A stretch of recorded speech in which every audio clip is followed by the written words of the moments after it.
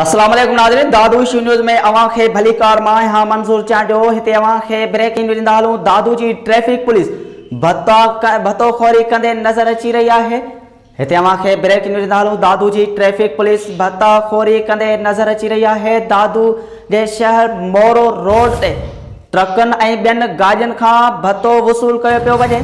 दादू traffic police जा नौजवान एहलकार सदाईंदड़ police वारा भत्तो वठंदे नज़र अची रहा है। हिते अवां खे ब्रेकिंग न्यूज़ ॾींदा हलूं त दादू जी ट्रैफिक पुलिस भत्ताखोरी कंदे नज़र अची रही है।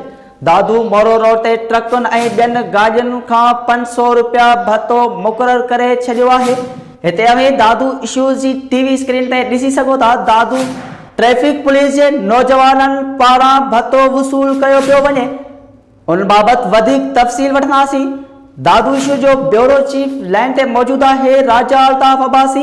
जी राजा अल्ताफ अब्बासी, वधिक छा तफ़सील आहिनि? दादू ट्रैफिक पुलिस पारां भत्तो वसूल कयो पियो वञे। जी बिल्कुल मंजूर, मां तव्हांखे ॿुधाईंदो हलां त ट्रैफिक पुलिस जेकी आहे उन्हनि जा मुख़्तलिफ़ वक़्तनि ते जेको आहे न इहे रिश्वत भत्ताखोरी वठण जा स्कैंडल जेके आहिनि उहे साम्हूं ईंदा रहिया आहिनि।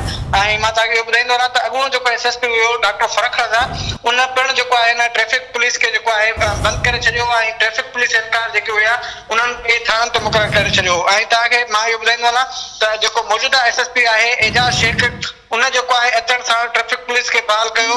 शहरनि जी जेकी शिकायतूं हुयूं त शहर अंदरि जेको आहे ट्रैफिक जो वॾो आज़ार आहे, जिते उन ट्रैफिक जेकी पुलिस हुई उहा बहाल करे छॾी हुई। पर तव्हांखे बदकिस्मती सां इहो ॿुधाईंदो हलां त शहर में ट्रैफिक जो निज़ाम खे बहितर करण जे लाइ ट्रैफिक पुलिस जेकी आहे उहा ॿाहिरि मेन रोडनि ते वञी बि ट्रकुनि खां जेको आहे 500 रुपया ऐं 1000 रुपया जेको आहे उगाड़ी करे थी। तव्हां इहे जेके फुटेज जेके हली रहिया आहिनि तव्हां ॾिसी सघो था त दादू इशू खुफ़िया तरीक़े सां जेको आहे इहे फुटेज हथ कया आहिनि।